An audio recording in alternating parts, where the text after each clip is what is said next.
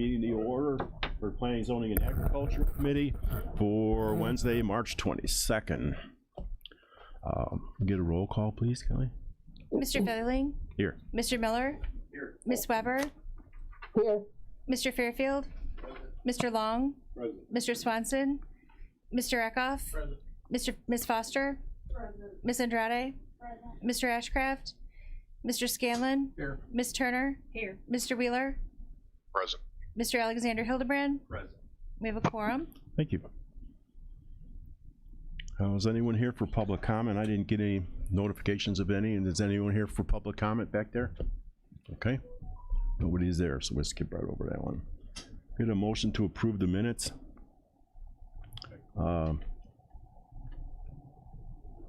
Okay. I'm looking at something here. Okay. Mr. Miller, Mr. Scanlon, got a second? All in favor, say aye. Aye. Aye. Opposed, same sign. Okay, we'll go with that. Okay. Okay. Next up, we're going to do the building report for February for 223. Del, what you got? Turn on number 3. Now, yeah. Okay, in your packet you should have the February building report. In February we had 2 new houses, issued 36 permits, and had revenue of $28,803. And that is almost 3 times the amount we had in February of 2022. Back then we only had 10,800 in revenue. Good. Anyone having any questions on the building report? No, we get a motion to approve it. Mr. Long, second, Mr. Scanlon. All in favor, say aye. Aye. Opposed, same. Did I hear no? Oh. Opposed, same sign? Okay, thank you.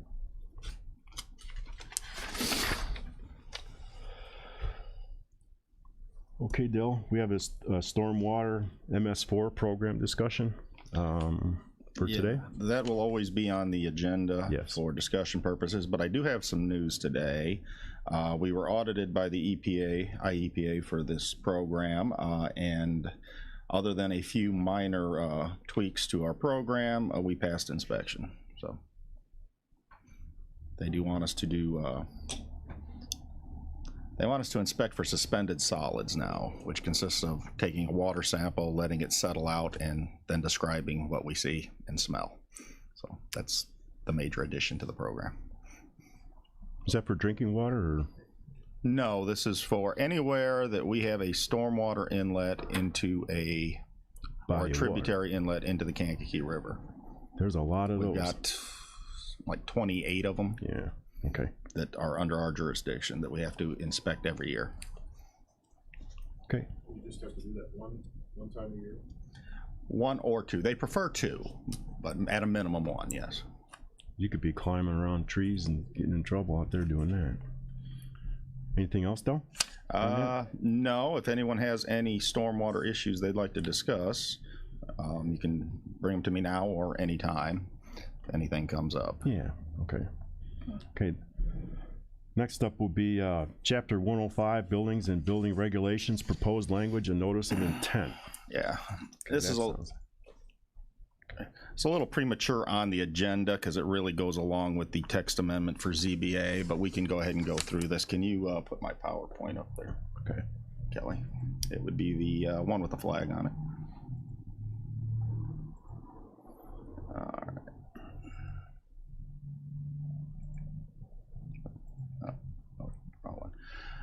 Okay. As you are all probably aware, the state passed a statute that totally changes how we regulate solar farms and wind farms. And part of that, it really takes away the need or any practical use of the special use permit, where adjoining property owners and municipalities and townships would be notified of the situation. And some of the board members brought this to my attention that they would still like to see people get notified that are around them. So rather than change our zoning ordinance, which would be in conflict with the state statute, and also change or make them go through an entire special use permit process just to have a public hearing, we came up with adding a notice of intent to building permit applications. Okay. Whereas Nice.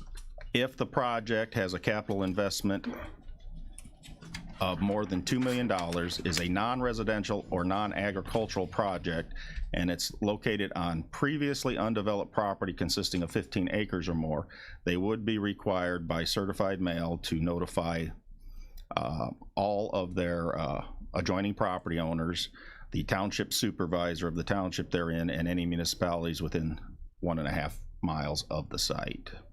So the notices would still occur, people would still be aware of it. Without this, honestly, the trucks would be probably rolling and construction would be started before most neighbors would know about it. This is a way to get that word out there. On top of this, once they give us that notice of intent and they've sent it out, we will be posting it on the county's Notify Me part of the website. So there'll be a little click box there. I don't know if you can see those, but you can sign up for notifications from the county on their website, and you get to click on what you're interested in. We're going to add solar and wind as one of those boxes to click on. So if you're not an adjoining property owner or on that list of notifications, you could still be notified through that, if you'd like to know. Okay. So what we're asking for today is for this to be recommended to the county board for approval.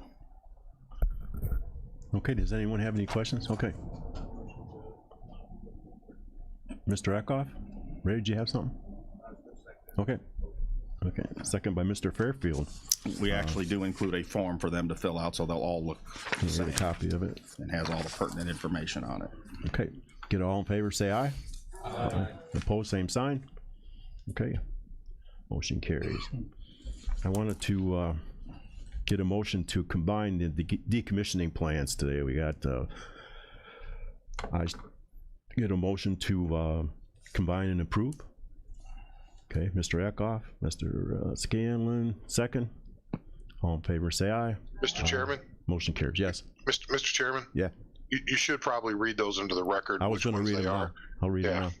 now, after the motion. Oh, I'm sorry. Anything else, Before the Andy? vote, Okay. before the vote. Okay. The decommissioning plan for Saint Solar 1 LLC, decommissioning plan for Saint Solar 2 LLC, decommissioning plan for Gar Solar LLC. Yes. Okay, all in favor say aye. Aye. Motion carries, thank you. So, combine and approve, we get a motion to approve the three together. Mr. Fairfield, Mr. Alexander, second. All in favor say aye. Aye. We had a motion to change it, to move them. Combine and approve, and then I had a motion after that to approve them. Oh, okay. Right? We already approved, Yeah, Mr. Chairman. Yes, your first motion was to combine and approve. You approve, combine and approve, but that's okay. We'll go. Okay. Next up, we have, I'm gonna do this one the way they just said. We got the reappointment of Gregory Olston, David Tyson. Oh, I gotta read what they're doing. Kankakee County Board of Examiners and Appeals, reappointment of David Tyson to Kankakee County Examiners and Appeals, reappointment of Jeff Jarvis to the County Board of Examiners and Appeals, reappointment of William Warburton to Kankakee County Examiners and Appeals, reappointment of Bob Bedell to Kankakee County Board of Examiners and Appeal. We have a motion and a second? No. Okay. Motion to combine and approve. Motion to combine and approve. Okay. We got Rose and Mrs. Andrade. All in favor, say aye. Aye. Opposed, same sign. Okay. Just for your information, this is the group that hears appeals to building codes and reviews our building codes for changes. Okay. Okay, Del, next up, we got a couple zoning cases. Today we have a ZBA case 023-03, request for rezoning from A1 Agricultural District to C2 General Commercial District and a C2 Commercial General District to an A1 Agricultural District on parcels generally situated in 02 of Otto Township. The petitioners are Chavance Ag Incorporated, Schaefer Farms Incorporated, and property owners are Scott Schaefer, applicant. Okay. Okay. This is the Chavance Ag Facility that is just north of Chavance. I think it's 2000 West Road. And back in 1986, this was all one 80-acre parcel. And at that time, they rezoned the front 10 acres to C2 commercial for this facility. Since that time, a 20-acre parcel, 20-acre parcel, as you can see, was divided out of the lower corner there, which division of a parcel does not change the zoning. And so what we have now is a 60-acre and a 20-acre parcel that are each dually zoned, partially commercial, partially ag. The entire facility is on the 20-acre parcel, and they'd like to expand into that farther back area of the parcel. So what they're doing here is a swap. The 60-acre parcel would be entirely agriculture, and the 20-acre parcel would be entirely C2 commercial. Makes a lot of sense. And fits better with their facility layout. Zoning board did hear this on the 6th, and they recommend approval 4-0. There were no objectors present. Okay. Mr. Miller. I would make a motion to approve. Oh, okay. Second by Rose. Okay, all in favor say aye. Aye. Pose same sign? None? Okay. Next up, we have ZBA case 23-02, request for a text amendment to the county code, section 121-3, 121-99, 121-146, 121-208, 121-209, 121-295, 121-297, renewable energy facilities. The petitioner is Kankakee County. You got this one, this is all the X'd out stuff you have in your book here, so. Yes. This is the new solar and wind ordinance. What I put up on the screen, if you look in your packet, you should have the entirety of the changes. Everything in green is being added, everything in red strikeout is being removed, which is basically our entire current ordinance being removed. I didn't feel the need to put that all up on the screen, so I only have the green stuff on the screen. Let's talk about the changes then. So we'll go through some of the changes. The first part here is just rules and definitions. Need to define the various terms used within this part of the ordinance, and every one of these mirrors exactly what the new Public Act says as well. So it defines what a commercial wind facility means, a solar energy facility means, what a non-participating property means, occupied community buildings, participating properties. Can we take questions as we go? Yeah, I'm gonna do it as we go instead of waiting until the end. Okay, any questions Keep up on with Del? definitions? There's a couple of pages of definitions there. This just defines the different terms used in the ordinance. Okay. Okay. All right, and we move up to this page here. And in our previous ordinance, they were special use permits in the agricultural district only. We've moved them into permitted uses. We must permit them anywhere we permit agricultural use or industrial use. So they became permitted uses in the A1 district, in the I1 and I2 industrial districts, and unfortunately, we also have to have them in the single-family residential district on parcels 20 acres or more, because we allow agriculture on parcels of 20 acres or more in that district. Okay, so this sets up the districts in which they're allowed in, and they are permitted uses, not special uses. Okay. Okay. Moving on, yeah, there's I2. So then we go into the real bones of it. This is the requirements for the siting of a commercial wind energy facility. And again, the statute says that we cannot be any more restrictive than the statute, and it lays out what can and cannot be required. So we mirrored that exactly. They must have an executed agricultural impact mitigation agreement with the Illinois Department of Agriculture. As far as height goes, we used to have a 699-foot maximum height. Now the height of any given tower will be determined by a letter from the Federal Aviation Administration for determination of no hazard to air navigation. So we have no way of knowing how high a tower will be until they've given us that letter. Could be 300 feet, could be 900 feet. Just depends on what that letter comes out to. Okay? I guess. Question, Mr. Chairman? Yeah. Go ahead. Andy, go ahead. Thank you. Doesn't that impact setbacks, the height of the tower? It does. We'll get to setbacks in a moment. The higher the tower, the farther the setback. Okay, so that's determined on what the FAA says. Okay, Right. gotcha. We can't Okay. determine what the setback will be till the FAA tells us what the height can be. Gotcha. Thank you. Okay? I doubt if we get anything over 600 feet, that's for sure. Probably not. 600 Yeah. or 700 feet is probably going to be the maximum anyway. That's pattern but- altitude at the airport, so they're probably not going to want to do But that. that's how they handled height on wind towers. They must provide us with a industry standard computer modeling program that the results show that no non-participating or community building will experience more than 30 hours per year of shadow flicker. So they have to provide us with that report. They have to provide us with a report that indicates the project is in compliance with sound limitations established by the Illinois Pollution Control Board. I don't know what those standards are yet, but they'll have to give us a report on that. A decommissioning plan and surety bond. The difference here between this and our previous ordinance is that it must mirror the AMA's Agricultural Impact Mitigation Agreement's decommissioning plan and bond. Not the rules we had before. I tried to get this in a couple seconds ago. If I have solar panels out across the back of my roof and I'm selling power back to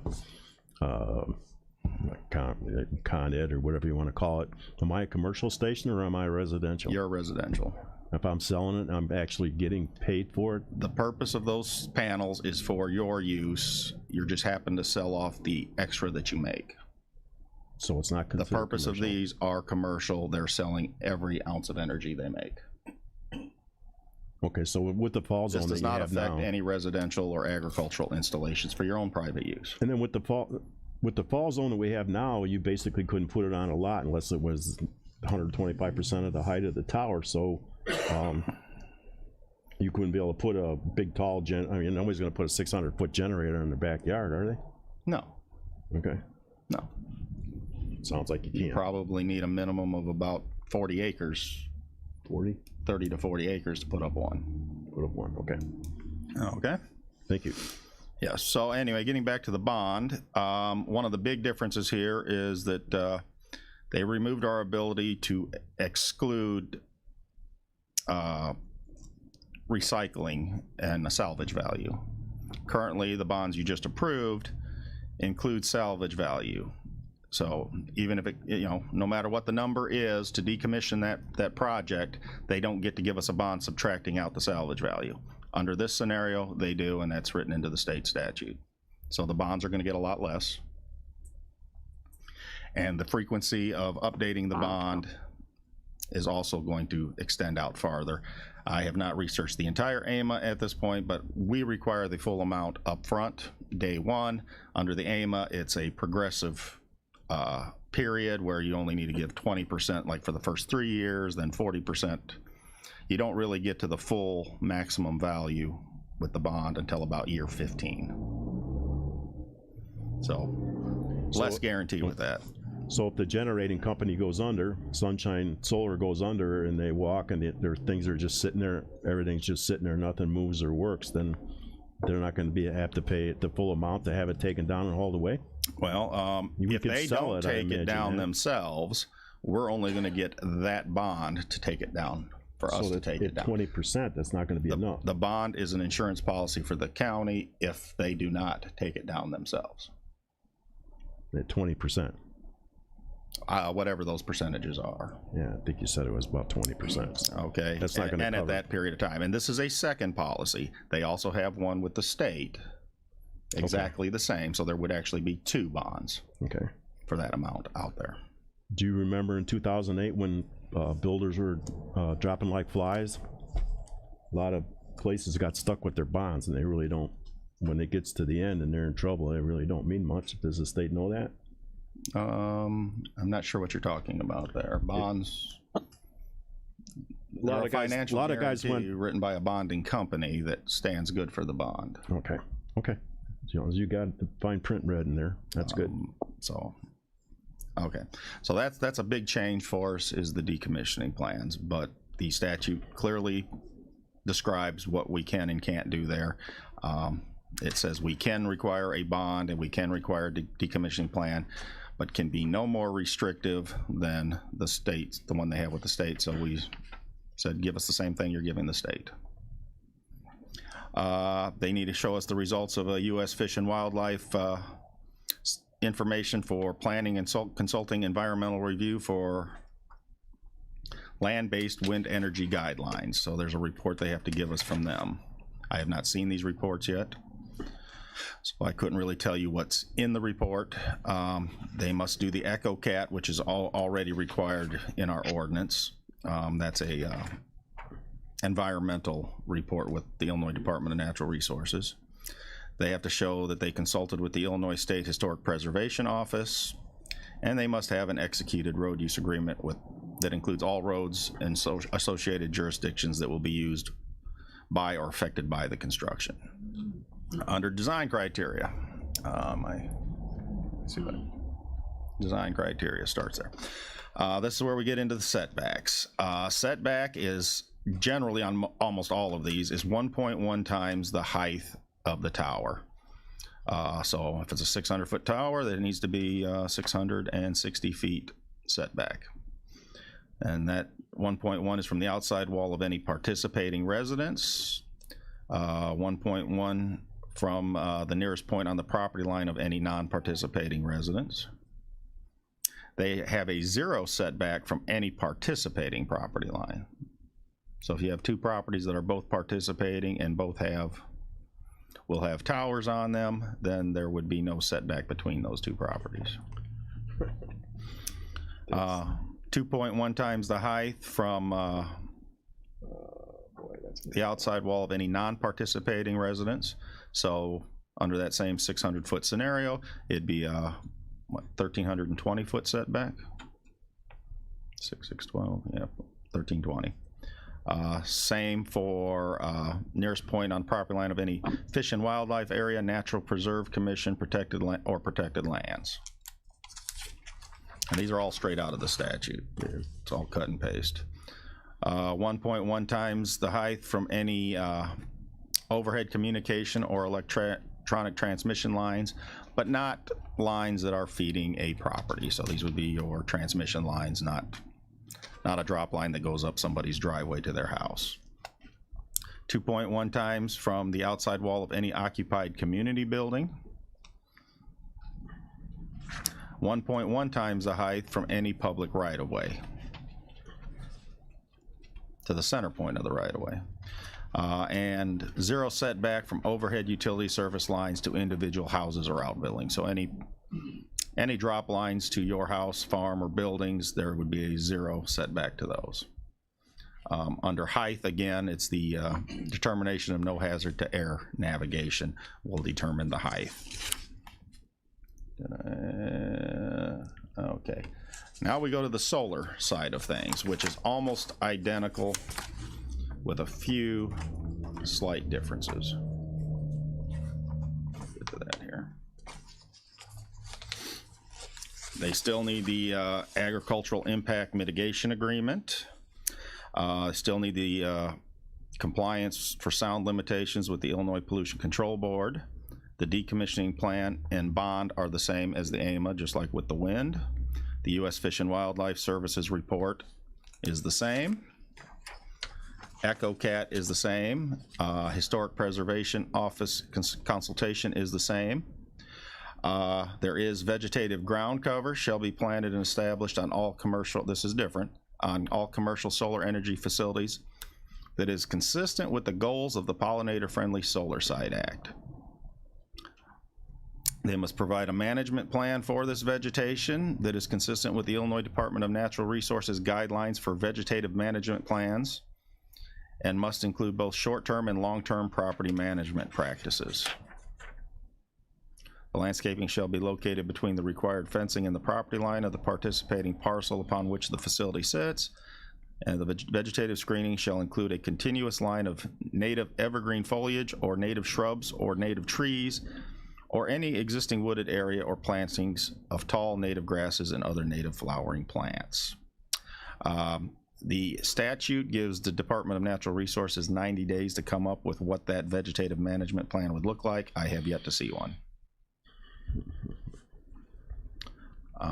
Then we go to design criteria. Are we on the next slide here? Okay, vegetative design criteria. Setbacks. These are all a little different. 150 feet from the nearest point on the outside wall of a structure of an occupied community building or a dwelling on a non-participating property. So that's new. Ours was for property lines. Commercial solar facilities, 0 setback from property lines of participating property. So if you have 2 of them next to each other, they can each build right up to their property line. 50-foot setback from the nearest edge of a public right-of-way and a 50-foot setback from the nearest point on a non-participating property line. Ours were 100 on both right-of-ways and on non-participating property lines. Height, fencing, and screening. Okay, it's already up there. So they limit them to 20 feet in height to the highest point on the array at full tilt. We had 30. The perimeter of all commercial solar energy facilities shall be enclosed by a fence of at least 6 feet in height, but no more than 25 feet in height. I'm not sure why the 25 foot is there, but it was in the statute. That's a very tall fence. It does not define what type of fence it can be, just that it has to be at least 6 feet tall. We further talk about vegetative screening a little bit here. Mr. Chairman, Yes. question. Mr. Wheeler. Thank you.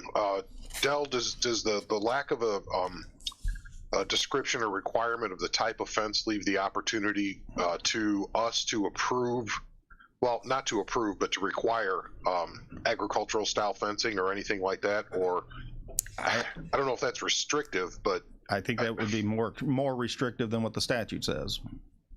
You're requiring something beyond a 6-foot fence. You're telling them what type. so they could use Lincoln logs. If you can call it a fence, I think they can use it. All right. Yeah. And then we can't be any more. We cannot be more restrictive. That seems to me that would be more restrictive by forcing them to a particular type of fence. So they have to go with what's required in the ordinance now, or with the state of Illinois? Well, what they're there are some requirements for electrical facilities that they must follow with the state Public Utilities Act. So it's going to be most likely a chain link or an agricultural style, some type of metal fencing. And as I remember, no berms, correct? You cannot have any berms. We don't mention that in here, I don't think, because we cannot require any berms whatsoever. I did have one last question, Sure. and it's more rhetorical. Which one of our psychic friends should we consult on how much the scrap value of something is going to be in 20 years from now? You understand my point? Yep. Yeah. We could get left holding the bag on this stuff big time. Yep. I just want to mention that to the committee, and none of this is our doing. Yeah. The public has been completely removed from any type of say in this matter whatsoever. And to some extent, the board as well. Yeah. To a lot of extent, I think. How they determine that scrap value, at least what we've seen, is they take what scrap value prices have been for the last 20 years and extrapolate them out for the next 20 years. And you know how volatile that can be. So it's really just a wild guess, maybe an educated guess at best. Okay, the last item here is a little more in-depth on vegetative screening. Okay, but We also require, if it's within the vegetative screening, within 100 feet of a public right-of-way or a residential property. So if there's a house next door, you must do this tells you where you must do it. The vegetative screening shall be of a height, size, and density to adequately screen the facility from the view of public rights-of-way and residential properties For the purpose of this requirement, a residential property is a property of less than 3 acres in size that contains a dwelling unit. The maintenance of the vegetative screening shall be included in the vegetative management plan.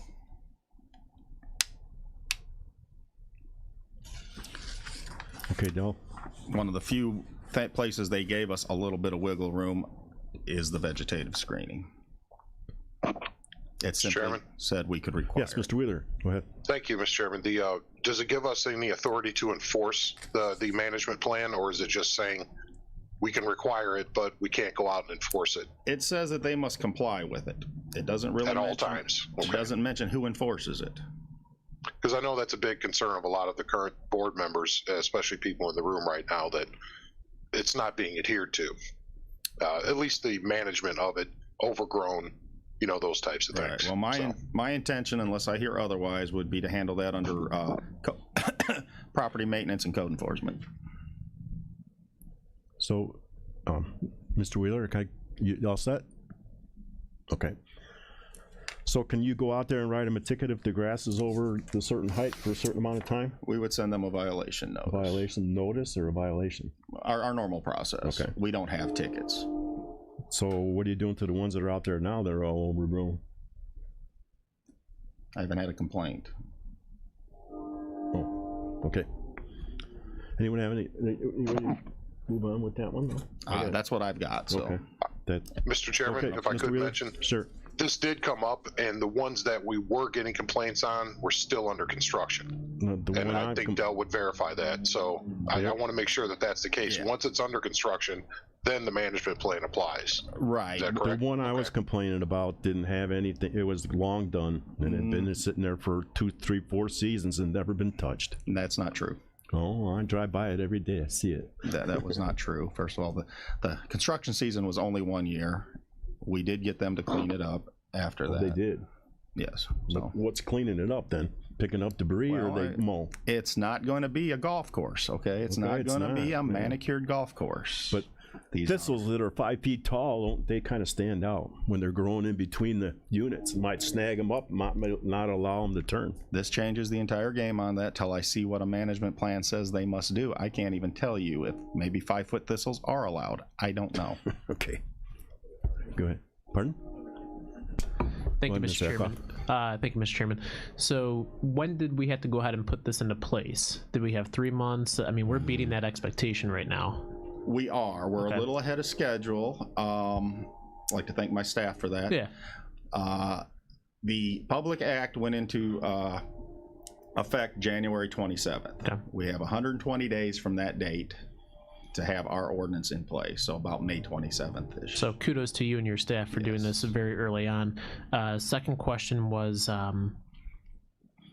are there any trailer bills or anything coming down the pipeline that has any traction right now? I have heard of them. I have not seen them. Okay, so there's nothing that's actually on the docket that you can send witness slips to board members to try to get us to, push legislators in a different direction than what they're currently at. I did not check today, but Okay. as of the last time I checked, I have not seen any language whatsoever Being changed. be changed. Okay, thank you. One thing I should probably mention that is not in our ordinance because it doesn't really, because we can't do anything about it, is what they did to drainage districts. And basically the statute says that they can cross any tile or line owned by a drainage district without prior approval. And as long as they fix any damage once construction is done, they're okay, within a reasonable time of the completion of construction.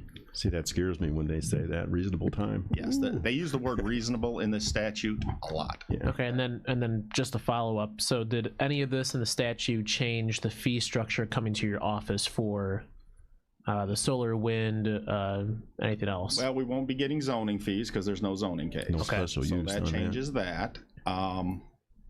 But as far as the building permit fee, it says that we cannot charge them any more than we would charge a similar capital investment project. So yet again, the state of Illinois is telling us how much we can go ahead and charge and ruling the roost over the county yet again. It So doesn't really change Just wanna much point for that out. us.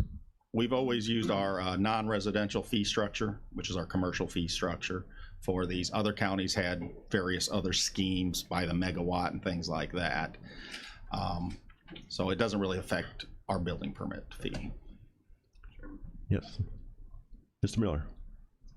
Number 11. Sorry. Looking at Thank you, Mr. Chairman. Yeah, there is a Senate Bill 1297 that's been introduced by Senator Patrick Joyce.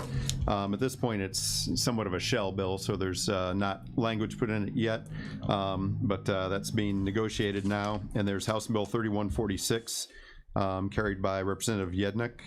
That contains language that address some of the concerns, including requiring drainage plans for property involved in or near renewable energy projects, restoring reasonable authority for drainage districts to oversee impacts to their facilities, correcting potential conflicts between the requirements of the new law and the requirements of wind and solar AMAs, the Ag Impact Mitigation Agreements, and granting the Illinois Department of Agriculture enforcement powers to ensure compliance with the AMAs, those Ag Impact Mitigation Agreements, and increasing the setback limits to the new law to a more reasonable distance.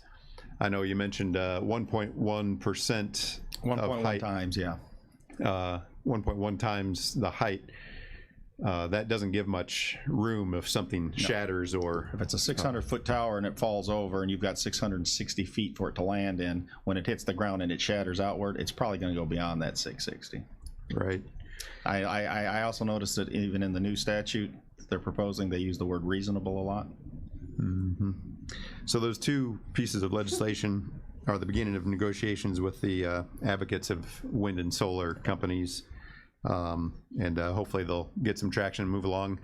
It would be unfortunate if, you know, we made these changes and then had to go back and revisit them again, but we're bound we're expecting to have to because of the timeline. This is not going to be the last time you guys hear about this ordinance. To me, what happens if we vote it down right here, right now? Mr. Chairman? Yes, Mr. Wheeler. If I could suggest, maybe this might be, because this is, I was thinking about this exact thing this morning. The bill for Yadnock is the one that looks like it has the specific things that we need. The shell bill by Senator Joyce is there just obviously as a placeholder, but if this gets legs and passes, the thought that I'm having now is if we pass it here, we can hold it before we put it on the full board agenda.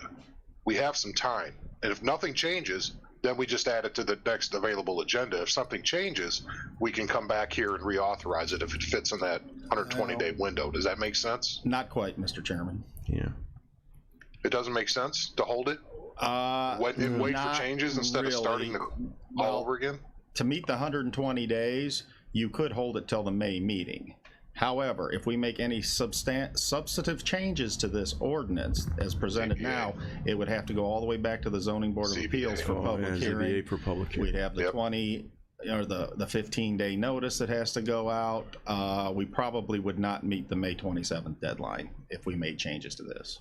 My recommendation would be to pass this as is, and then we will deal with any changes as they come up. Yeah, I forgot about the ZBA angle. You're right. So we should get it done, and then change it because probably the 120 would restart at that point if they change it. There would be a 3-week setback if we do that, I guess. There would likely be a few of them that come in during the time period of us passing this and us making a change to it, because you're probably looking at a good 60 days for us to make a change. Okay. Thank you. Yes. Okay. Thanks, Andy. Mr. Okay, Wilson. Mr. Eckhoff? Somebody else. You can let Mr. Wilson go first. Okay, Ben?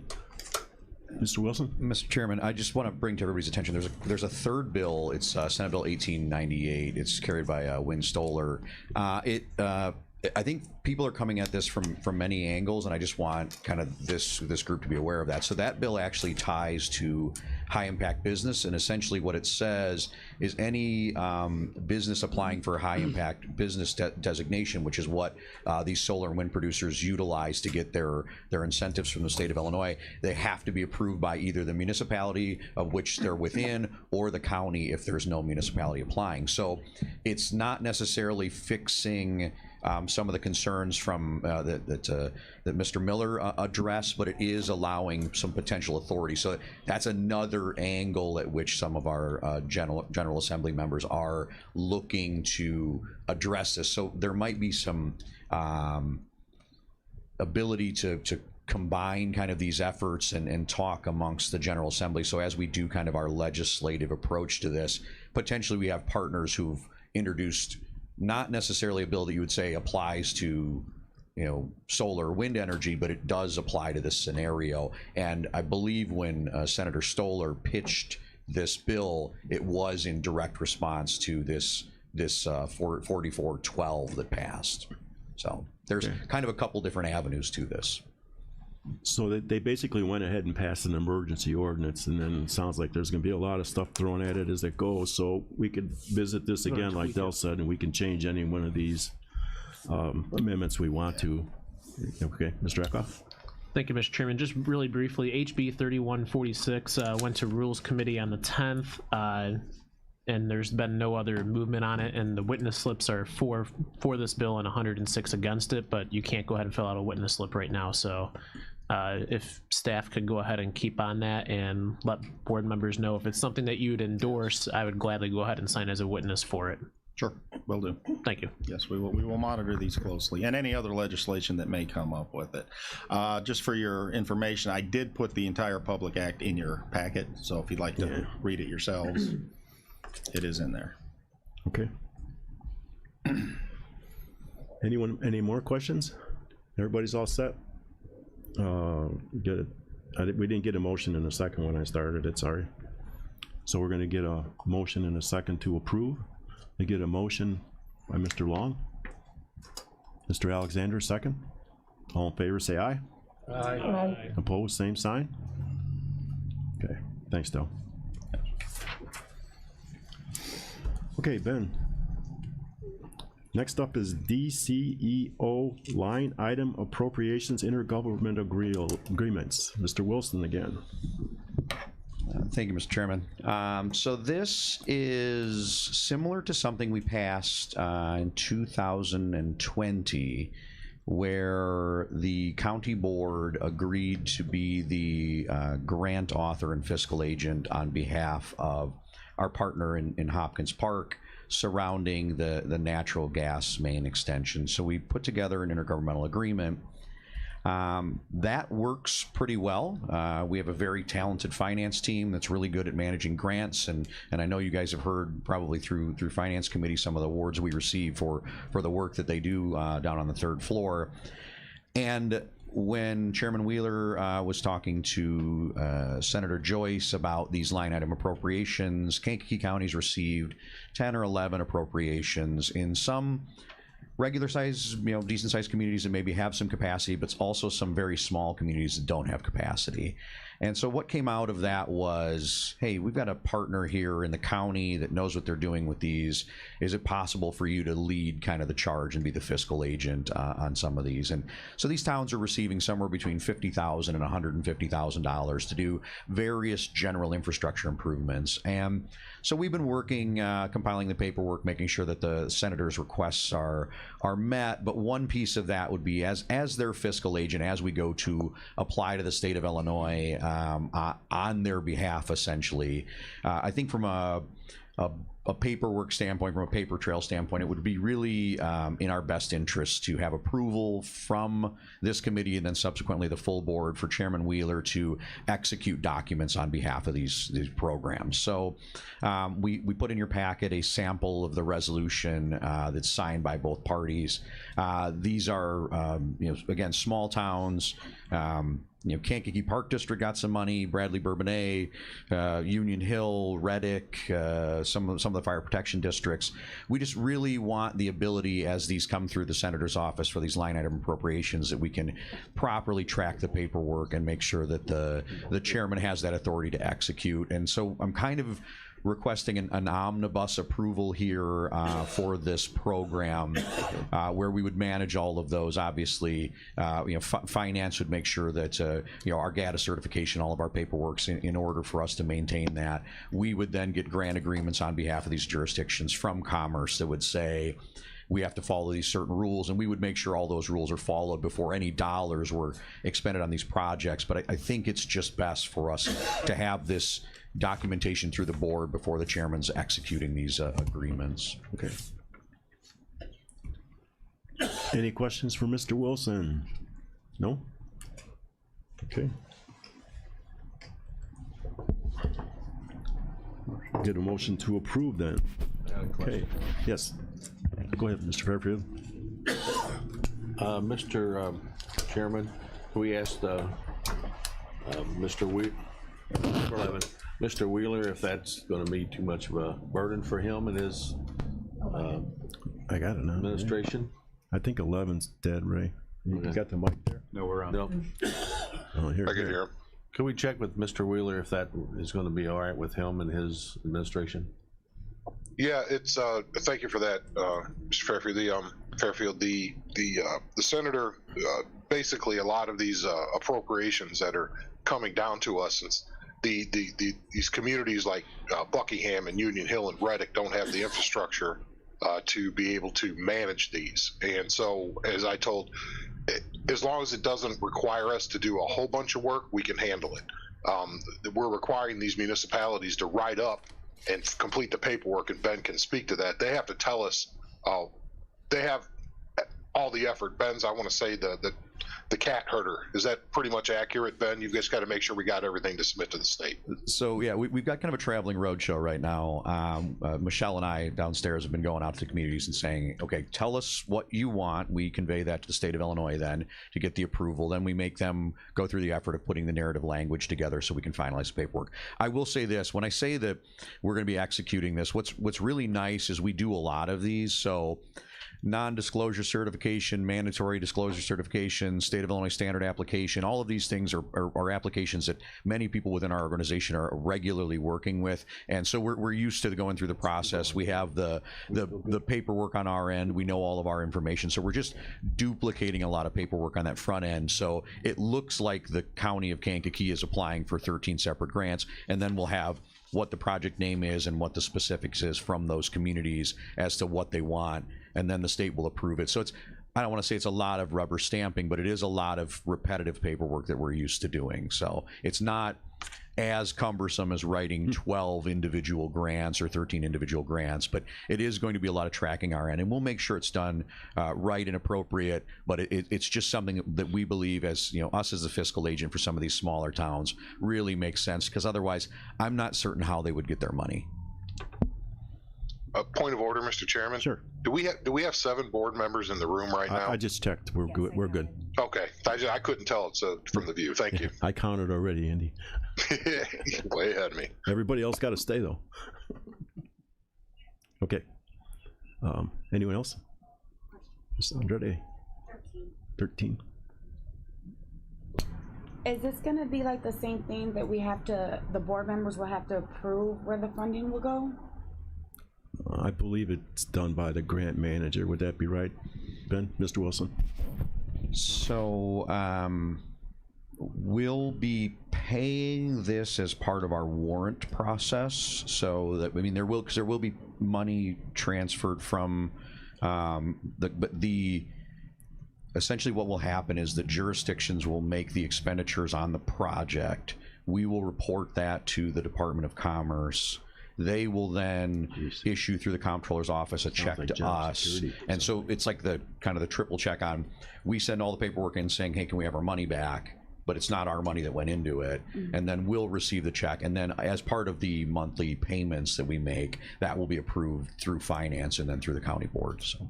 So we would have to approve it. Like Yeah, the county so board. you'll have the full, I mean, it would just be like any other bill we pay for our cell phone or whatever, where you look at it at committee and then approve it. And it would just be noted as to why we're paying a particular town a particular amount of money. Okay.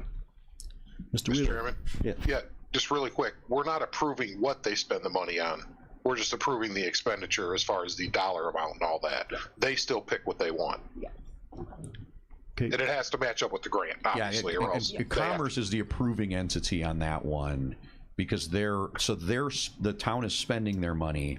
We're asking the Department of Commerce for a reimbursement of that. They approve that reimbursement essentially. So by us receiving the funds from the comptroller's office, there's an inherent approval there. We're just then authorizing the check to be cut to reimburse for this effort.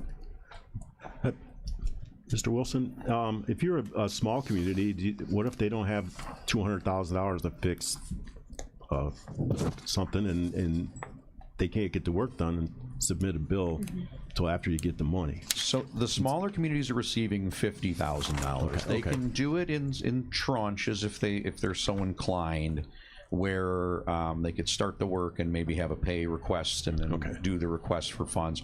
There is a little bit of opportunity to do pay capital advances. I would really prefer to avoid that. I can tell you one thing, and Andy and all of you will echo this: we're not going to be spending our money to forward these projects and then wait for the state money back. We are willing to do that for county projects, for county benefit in some instances where you may approve us to do that, but we're not going to be making expenditures on behalf of a town as a county. We will, either they will get the projects done and then request it, or they just maybe will have to forego the opportunity. I will say this though, and I want you to know this as we're going out and doing this. This is a thing that we're willing to do for the senator, and we think it's really, it's a good partnership that the county can offer. We're trying to find projects that the communities either already have going or we're planning on doing. We don't want just $50,000 to be spent on something because it's like, hey, the money came in. We really don't want it to be where they have to spend another $50,000 to finish it. We'd like it to be where you have a scenario where, well, we were already planning on doing this. We already had kind of some funds available, so we'll just use those funds to pipe them in, and then they're not taking on additional costs as a jurisdiction, especially as we start talking about these smaller towns where budgets are very tight. We just visited with Union Hill. I know they don't have a lot of levy. I mean, when we were in Herscher, we met with the mayor, and he said, hey, we got a couple things going. We can just kind of plug it into the phase 2 anyway. So it really makes sense where they're not going out and designing a new project to do this. They're already just using it to further their budgets this year or potentially next year. Okay. What's the time process from the start, once the grant is given to the town? How long does it take for it to go here, go there, come here, go there, and get their check back? What's the length of time? And I'm just wondering, curiosity. A year? That depends. It could be a year, right? No, it's not that long.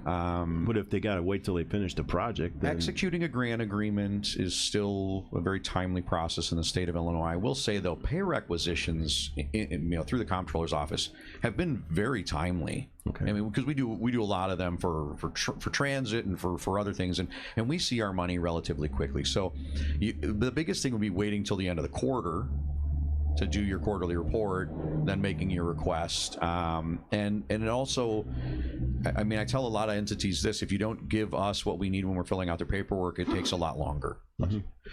It's if you don't have exactly the right documentation in front of us, and maybe your bills aren't paid, and then sometimes Commerce comes back with, we need a canceled check on this, or so they ask for additional information. But all of that is relatively timely. We're in a little bit of an odd work from home COVID lag as it relates to the state of Illinois. There's a lot of 2 and 3 day a week in the office employees. Right now, Department of Commerce is actually, the 500 East Monroe building has been declared uninhabitable, so they had to kick everybody out in downtown Springfield. So they're kind of finding housing all throughout and they don't have the records, and so there's a lot of hurdles to this, but we work through them. I mean, that's kind of what keeps us employed as we kind of track this stuff down. But I would say that at the end of the quarter, within a few months, you would have your pay if all of the paperwork's in order. Okay. Ms. Foster? Yeah, I just wanted to say, coming from a small community, I understand this process, and most of these amounts are small, $50,000 up to $100,000. So I'm in support of working with Mr. Wilson and getting this done to get the money to these smaller communities.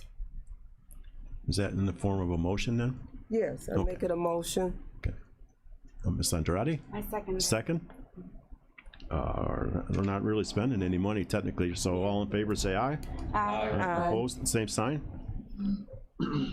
Okay. Next up, we have the resolution supporting agricultural in Kankakee County. Del, are you gonna speak to that, or should we? I believe ask Mr. Chad? Miller will Mr. be. Miller? I'm gonna turn you on here. You're 11, right? Yes. You want to put everybody up to date on that one? Sure, thank you, Mr. Chairman. So this is a resolution in support of Illinois and Kankakee County agriculture. Like a lot of resolutions, there's a whole list of whereases, but mainly all the whereases include highlights and facts and figures about the importance of our agriculture community. In your PZA packet, it's PDF page 116, if you're scrolling down to it. That's mainly it. If you have any questions, let me know. Okay, any questions for Mr. Miller? No? Okay. Barring none, Kelly, do I have to read this whole thing then?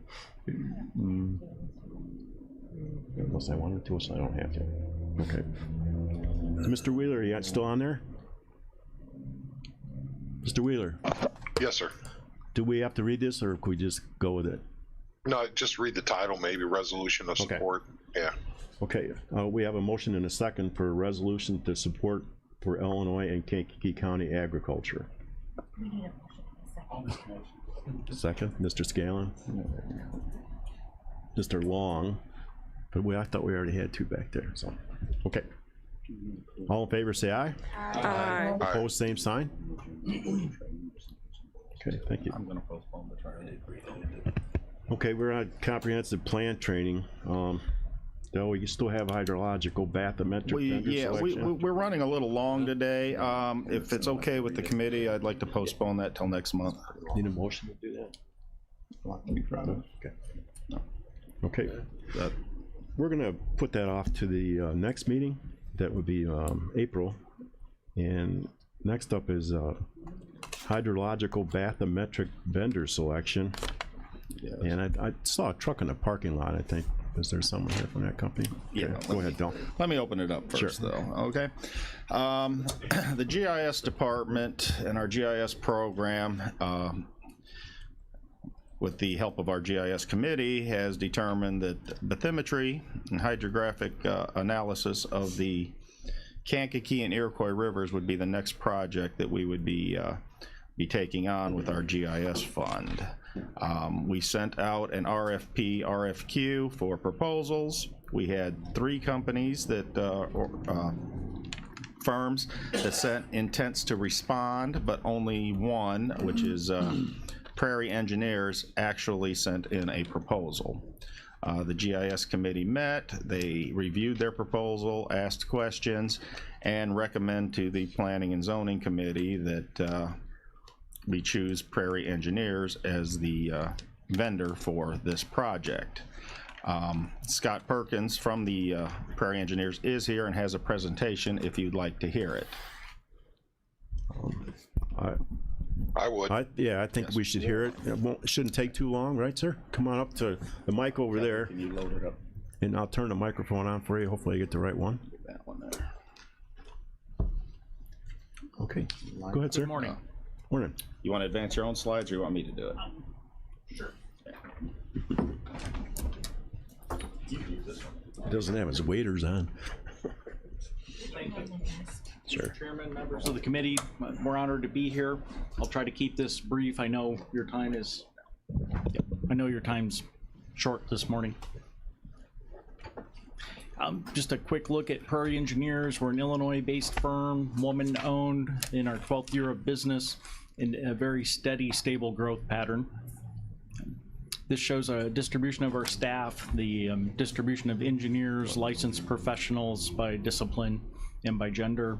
The blue states are where we're licensed to perform engineering and surveying on the 2 different maps.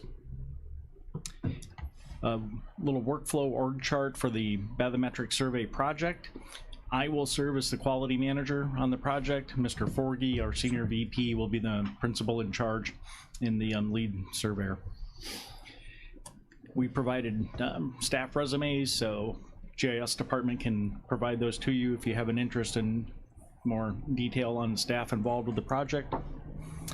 And here's a look at the equipment. We have a variety of boats, enclosed cabin, all-weather vessels, open hull vessels, small surface remote controlled vessels. There's a variety of different water conditions as the river flows, through the county. So we have the capabilities and the equipment for deep water, shallow water, and everything in between. Basic fundamentals of how it works: we have a boat in the water emitting sonar, sound waves. They go down to the bottom and reflect back up. The boat has positioning control on it, so we keep track of pitch, roll, and yaw, any wave motion that rocks the boat, and we have GPS positioning on the boat at all times. There's a look at one of our larger boats with the sonar head over the side, and the technician there installing it. And here's one of the medium-sized vessels. And then we have the jet drive, the boat on the top that's like a big jet ski, so no propeller, has jet drive, so we can get in very shallow water with it. And then you can see it doing a landing on an island in the bottom picture. And there's the remote controlled vessel, so when we get in a situation where either unsafe navigation or no boat ramps, no logistics to launch a boat, we can manually launch that little surface remote controlled boat and collect the sonar data. And when all else fails, we put on the waders and get in the water. We don't plan on having to do that on your project.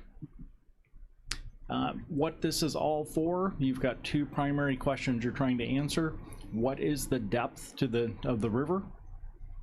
And then what is the depth of the sediment, at the bottom of the river?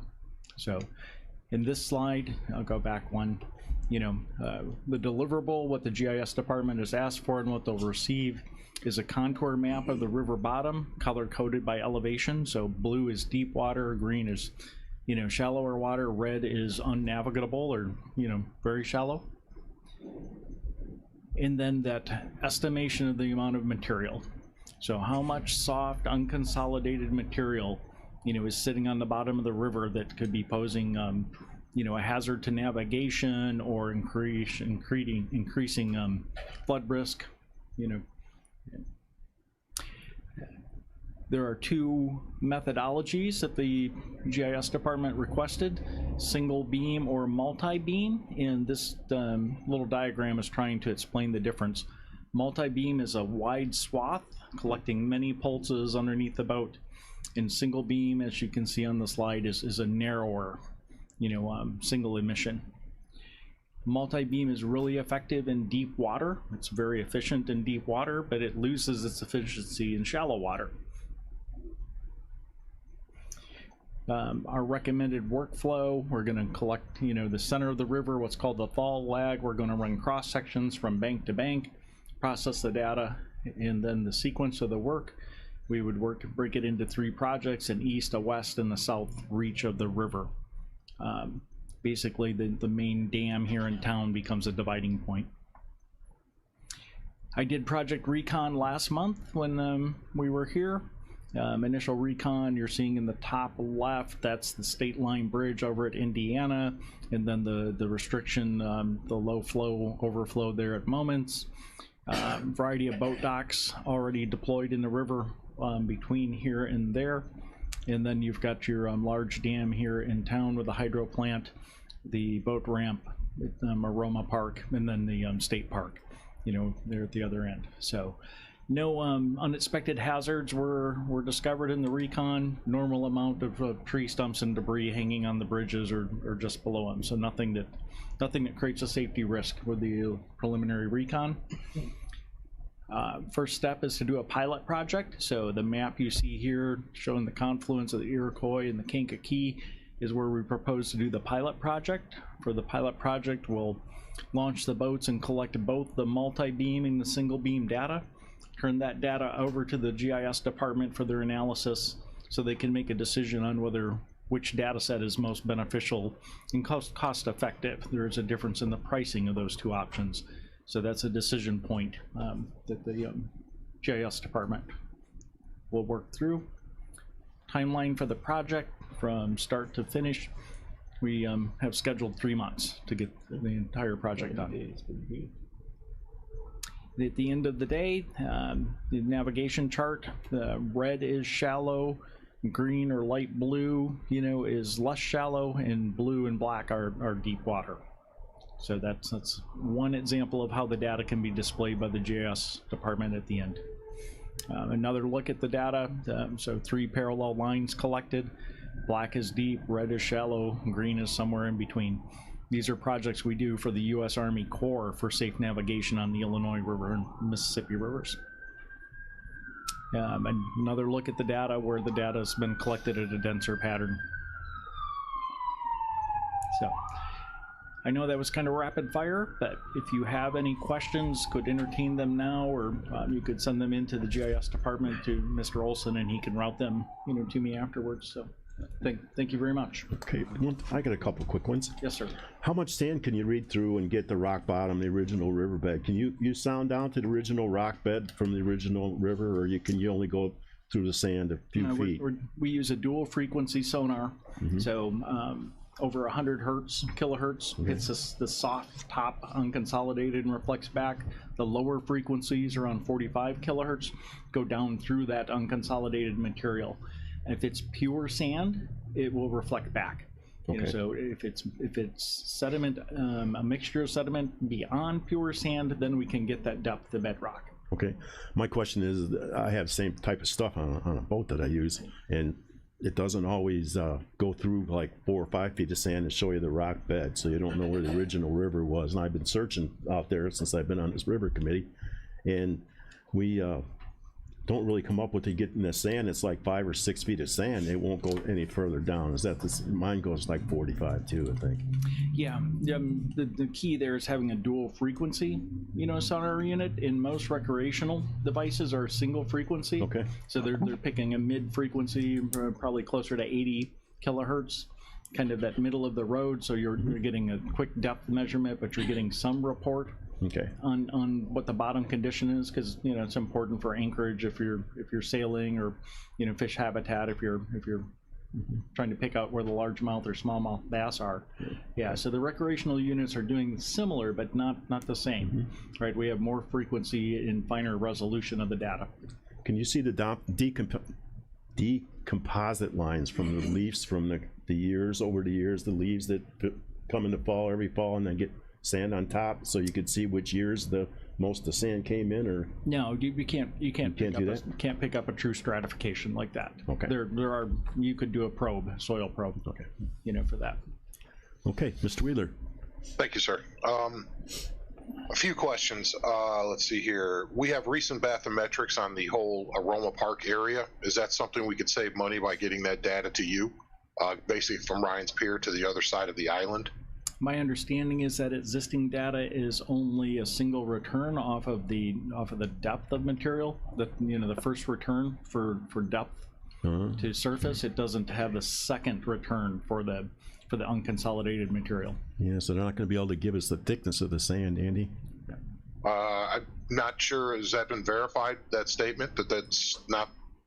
I don't know it to be completely accurate. I can ask Christopher Burke Engineering. I just have not heard that description. They were telling us how much sand they're going to have to get out of there.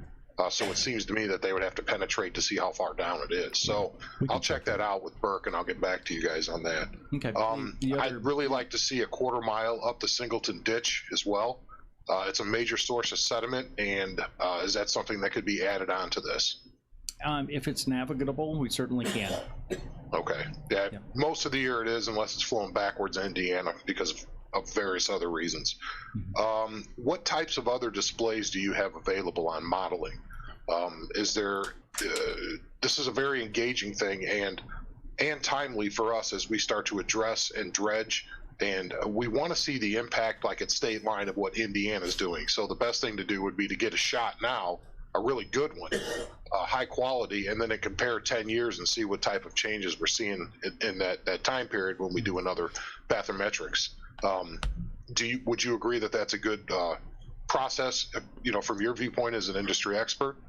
Yes, collecting on a scheduled, regular temporal frequency, whether that's 3 years, 5 years, 10 years, that should be, it's highly recommended as part of your management strategy.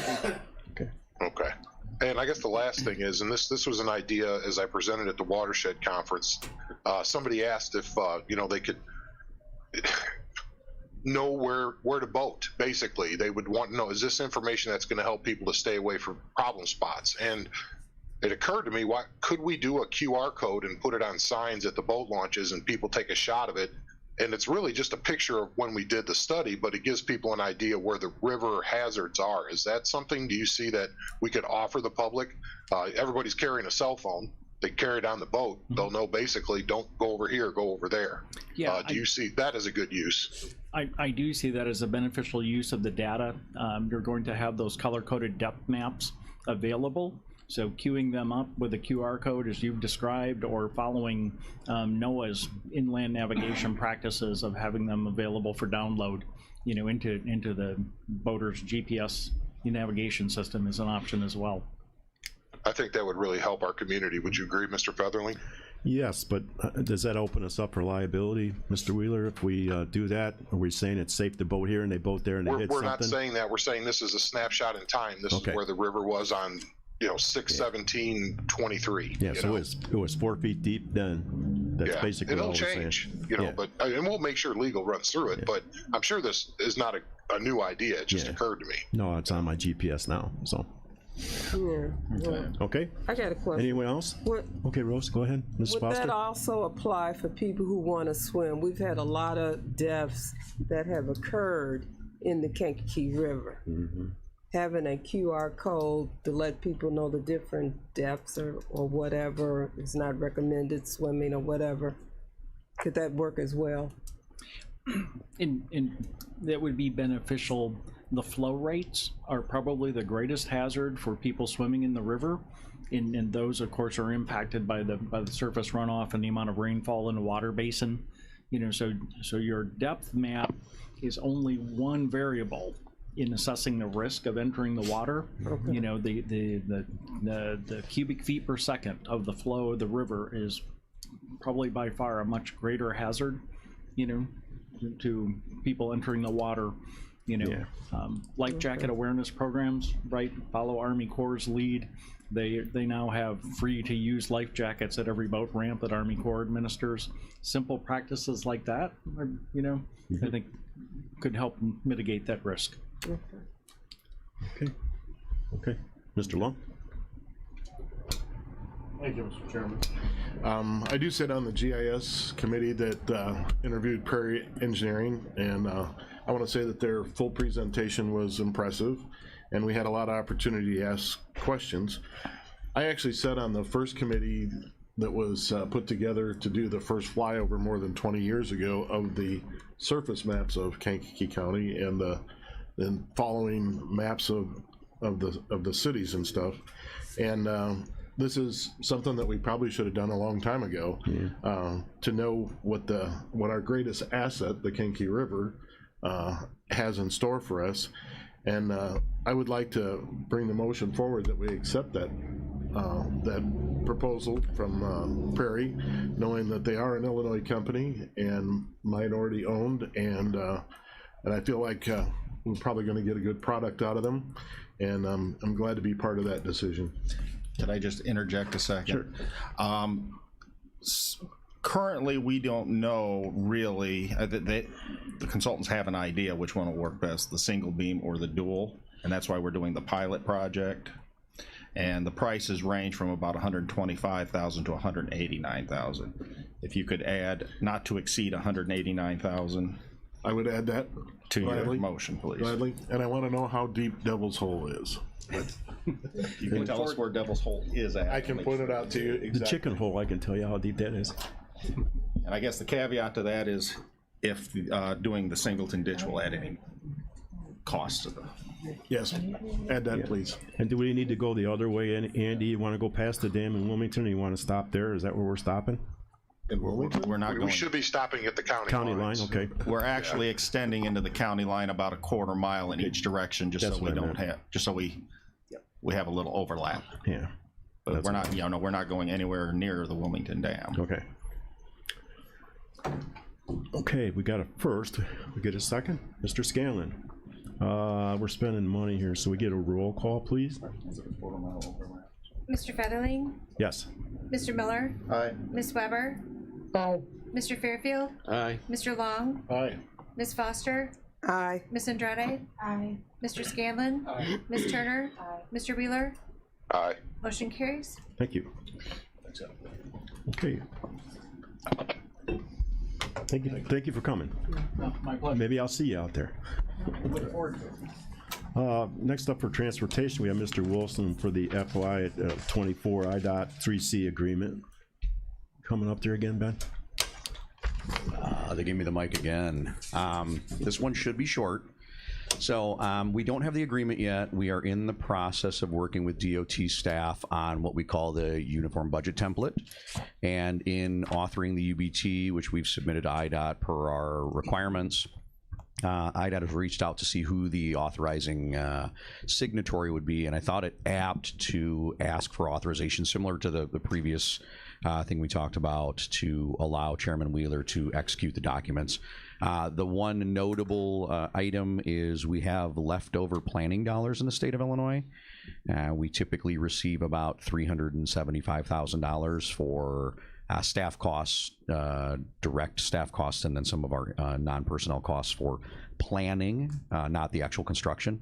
That is up to almost $470,000. It's a little over $460,000. So we're up almost 90 grand in utilizing those extra funds. We did put an allocation in there this year to talk about planning, and I know it's scary because I feel like we just did this, but we're already looking towards our new 5-year plan. We do a 5-year plan, so we'll be looking at 2045 here very shortly. So we'll launch that and execute 2025. So we've got a couple year planning still to do. So it's not, again, you'll see the full agreement, but as the UBT comes through, I just want to make sure the chairman has the authorization to sign. Okay. Okay. Anyone have any questions for Mr. Wilson again? Barring none, we get a motion and a second to approve. Okay. Mr. Fairfield first. Mr. Miller, second.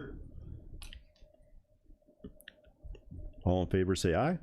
Aye. Opposed, same sign. Okay, none, thank you. Under old business, anyone have any old business? Anything, Del, we need to talk about here? I don't have anything. Okay. Under new business, we have 4 openings on the Kankakee County Zoning Board of Appeals. We have 1 opening on the Kankakee County Board of Examiners and Appeals. Del, I did have one question about this zoning board openings here. Do you have particular areas you need people from, or are you running too many from one place or not enough from another place? Don't need anyone currently. These are current members whose terms have expired, and as far as I know, they're all reapplied or are intending to reapply. Okay, but anyone could apply for this? Anybody would like to apply, they certainly could. And will you be looking at location in that? We cannot have more than 1 person per township. Per township, so that... So, okay. We have somebody from Momence Township, Kankakee Township, Pilot Township, Limestone Township are the 4 that are... Okay, so there's quite a few areas that we're lacking help from. We could get some applications. The Board of Examiners and Appeals must be a plumber. That opening must be a plumber, and we do have a person who has either applied or is going to apply, so hopefully we'll have that taken care of too. Okay. Okay. Anyone else have anything under new business? Barring none, we get a motion to adjourn. Mr. Miller, Mr. Scanlon, second. All in favor, say aye. Aye.